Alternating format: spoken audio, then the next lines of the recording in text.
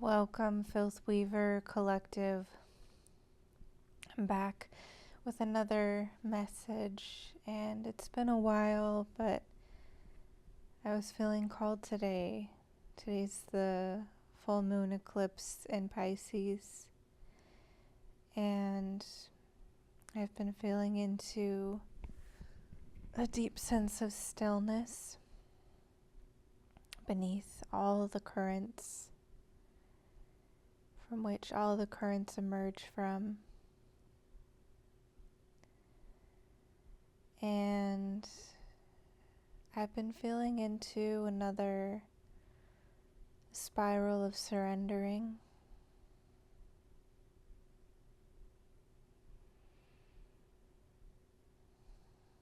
Surrendering into this stillness. And there's an illumination I was feeling drawn to share with you.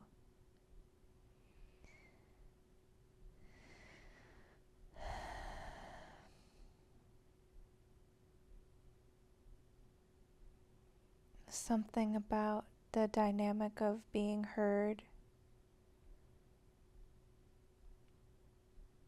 where you are also holding space for me to hear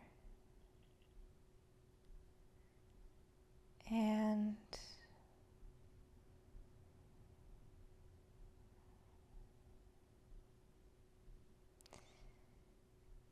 to hear this, but mostly to hear yourself, to connect with your own inner knowing and stillness.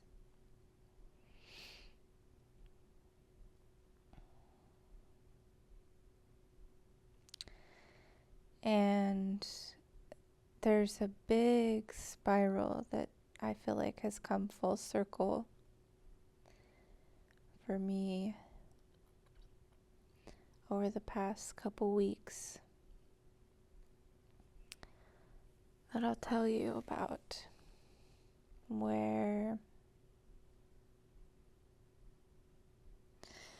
I grew up in a Christian, kind of like a Pentecostal, but it was called an Assembly of God church.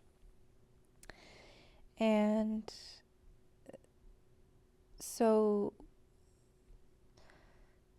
since graduating high school and moving out of the house it's been a process of like unraveling and unlearning and questioning what I was told. And I had this awareness that when I was 18, I believe in the Bible, I believe in Jesus and God, and that the way that it was taught to me, because I knew that it was the only thing I knew. I was limited by who I was surrounded by and what I was taught. So I knew that there was a lot I didn't know. And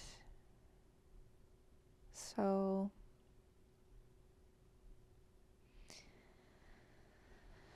there's this full circle moment is around my relationship with Source, Creator, God, Universe, Multiverse, whatever name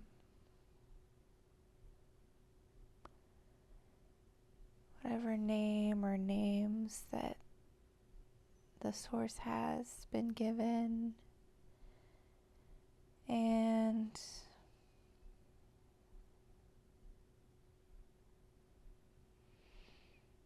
I'm taking my time with this message, connecting with my heart. And as I do, I invite you to also connect with your heart.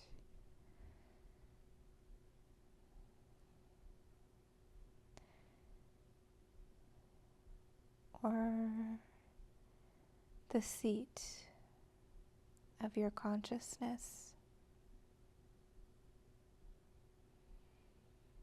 and to breathe deep belly breaths. If you don't know how to belly breathe, you could look up diaphragmatic breathing, and there's tutorials on how to learn how to do it to calm your nervous system.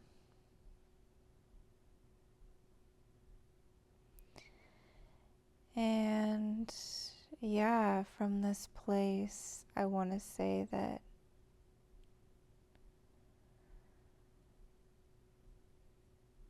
it's such a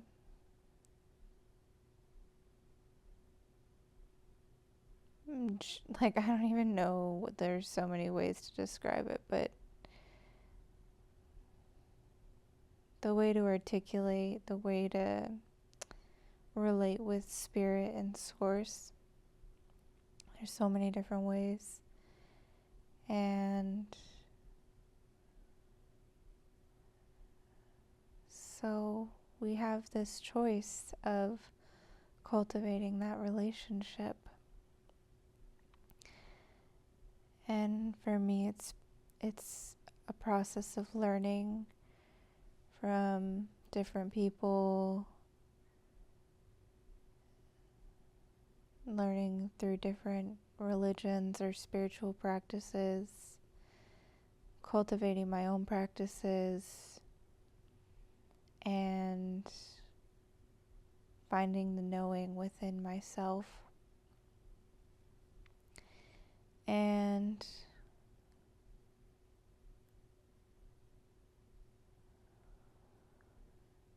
I was listening to Ramana Maharshi's teachings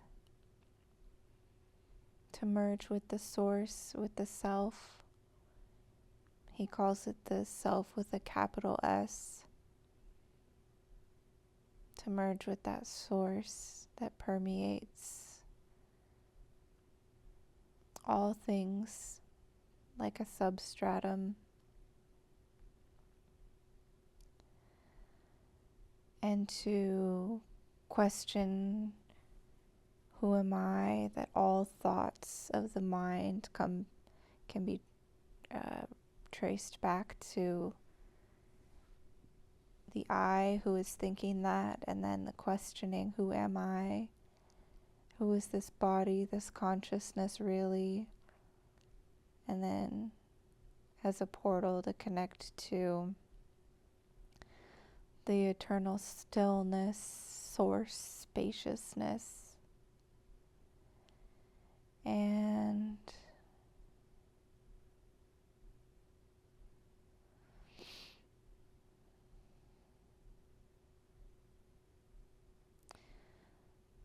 so this is something that I feel like I can touch into when I remember and when I'm practicing. But I find myself like having a hard time maintaining it when I have to engage with, when my body self feels like I have to engage with the external world, or do work, or do things to survive. And yeah, those are the times where I feel most challenged by this practice. And then I heard somebody talking about who I think was a disciple of Ramana Maharshi, and he was kind of elaborating on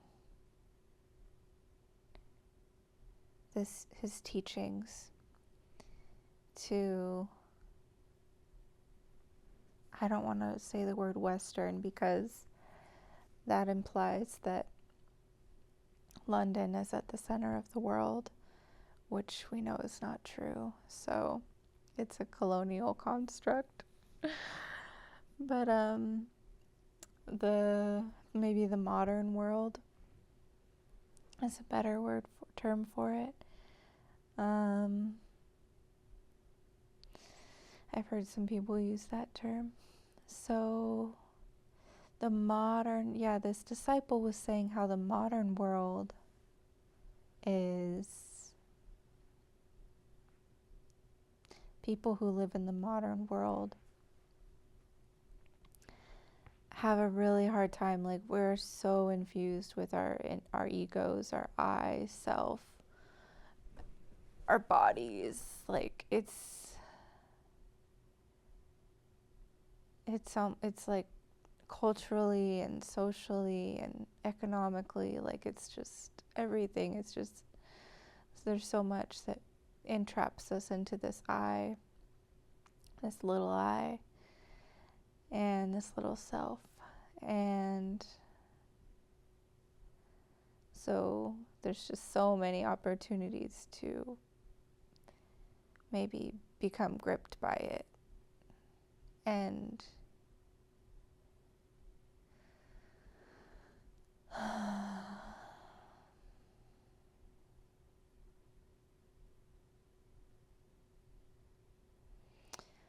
what he was saying, what he was describing as a practice, to step towards this larger self, or to step towards relinquishing the ego or the I, or I don't know if relinquishing is what he meant, but anyways, because like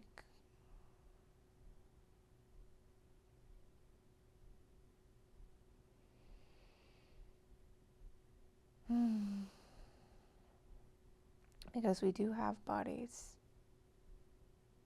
even as extensions of the larger self. We do have bodies. If you're listening to this, unless you're a bot or AI or something, you have a body. And even if you are AI, like, you have some form. And so what this disciple was saying was to, like, just this practice of, like, giving it to God, just like giving it to Source. Any worries, anything that you're worrying about or stressing about, just giving it to Source, trusting Source will take care of it. And it just felt so familiar, like what I grew up in the church hearing, like, which maybe that's why Ramana Maharshi said that was maybe a more accessible practice, because it was more familiar to maybe Christian people who were Christian and had that kind of relationship with God. So it was kind of a full circle moment where they're both existing. That this relationship with Source is so vast.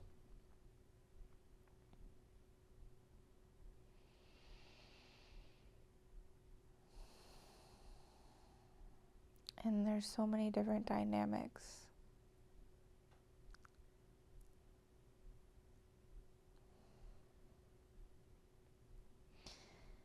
And then I started practicing that again. And then I could start to see Source in I could see Source in everything. I say Source because even the name God feels like a very limited Christian name for God, which is not what I mean to say. That's just what my association is. But source or consciousness feels much more expansive than that. So, yeah, seeing what does it mean to see source and consciousness in everything?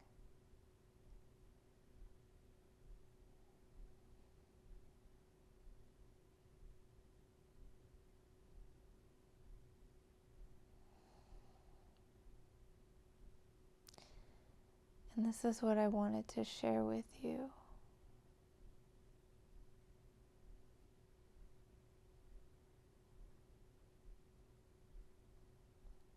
Because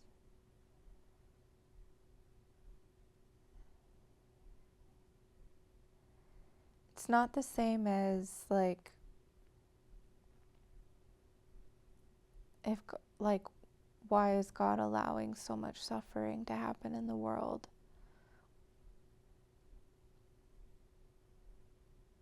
It's not that. It's being able to recognize where the divinity is in everything, even if you have to get down to the cellular level. But as a practice to stretch our perception,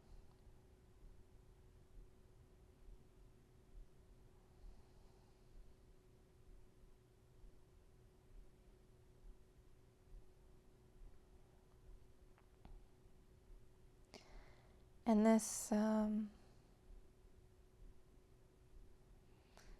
also feels like surrendering to Source, that spiral of surrendering.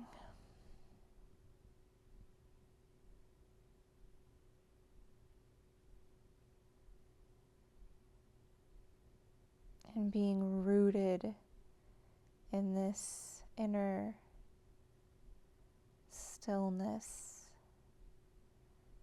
this unwavering inner stillness and spaciousness. And I'm thinking I've been connecting with this as like the source, as like an empty, glowing space. The space before the yin and yang are separated into light and dark, but it's a space where they're both together. A space where even in turmoil, even in stress, I know is there. And the more I can hold this awareness in my consciousness,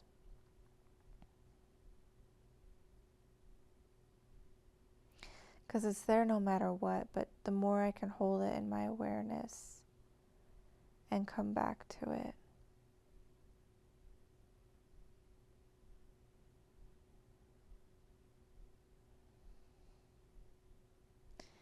the freer I feel, the freer I am.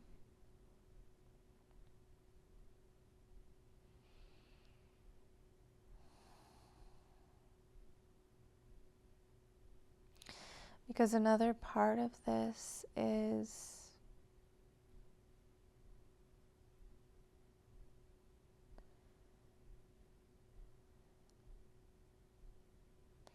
the heaviness that comes from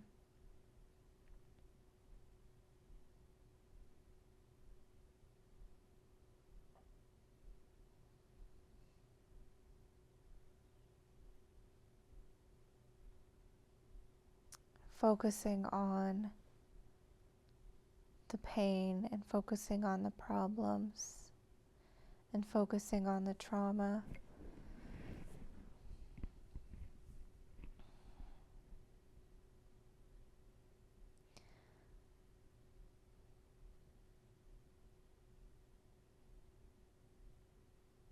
I think that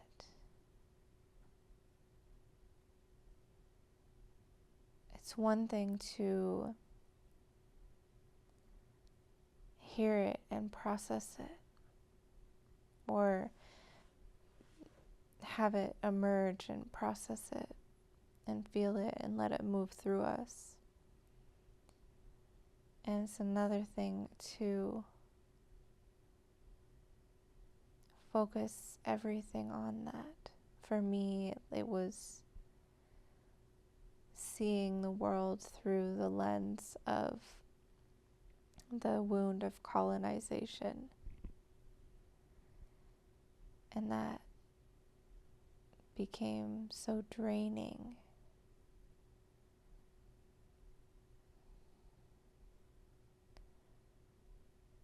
And I felt like, well, that makes sense. Like so many things that are happening make sense because there's just been so much wounding and so much pain. How can we possibly imagine a better world when we're swimming in all this unhealed, unresolved, unprocessed grief and trauma?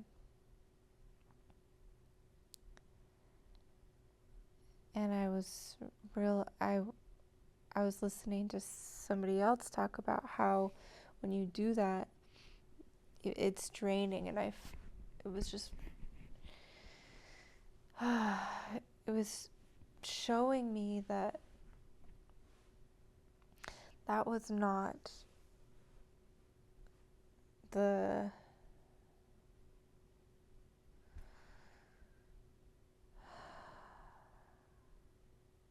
that was just going to continue to be draining. I'm not saying ignore the pain or ignore the trauma. Absolutely not.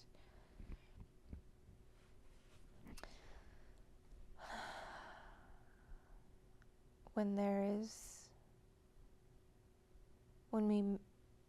is time and space, or when we make time and space to process, I want that for us, and I feel like that is really needed. But the thing that fills me each day, that gets me up out of bed, that is the lens that it's not even a lens, but just is. It's like that source emanating through and seeing that permeating everything. That is what's energizing. And that's what makes this life worth living, even if it is an illusion, or even if it is my ego, my body perceiving life. Like it's being able to be in this wonder and awe, and to glimpse that.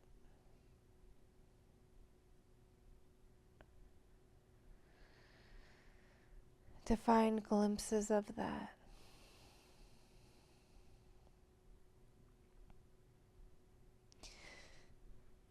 And so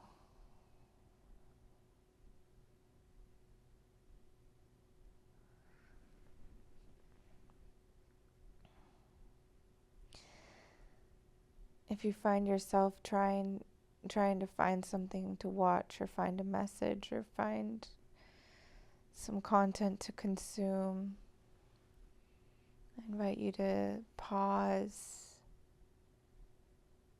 and be the one who sits there with yourself.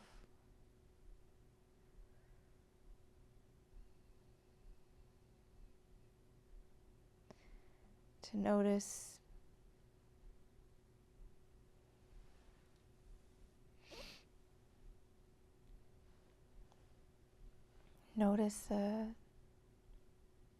your source.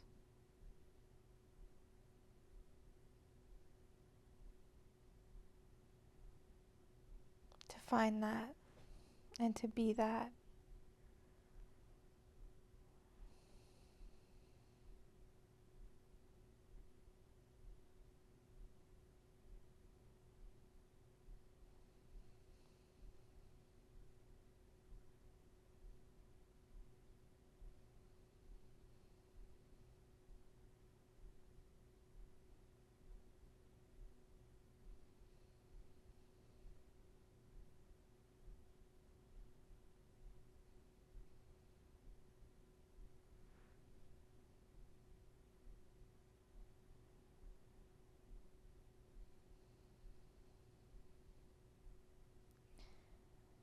And then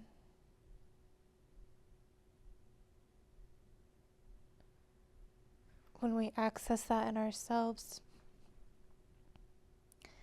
then we can start to see it in everything, see the source in everything.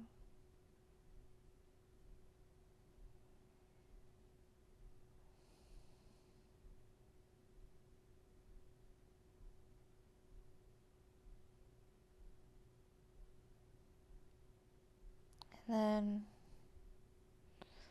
the blockages, the separation, all starts to dissolve. And what remains is still difference. There's still difference, but there's which is it's beautiful when we can see it. And we're not afraid of our difference.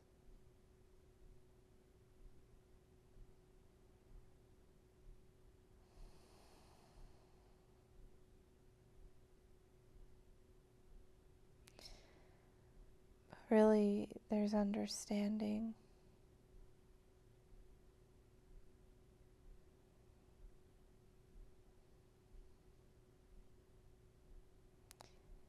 And that understanding can also reveal to us source, consciousness, in everything.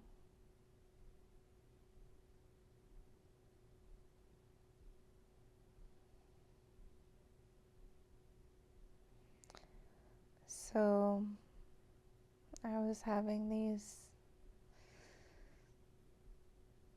full circles, more like full spiraling moments, different spirals intersecting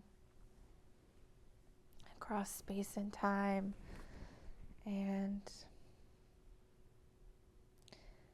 yeah, I would love to hear if any of this resonates with you or not, or how.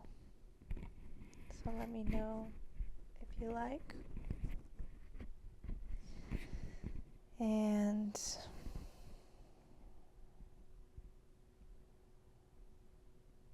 sending my gratitude in our oneness.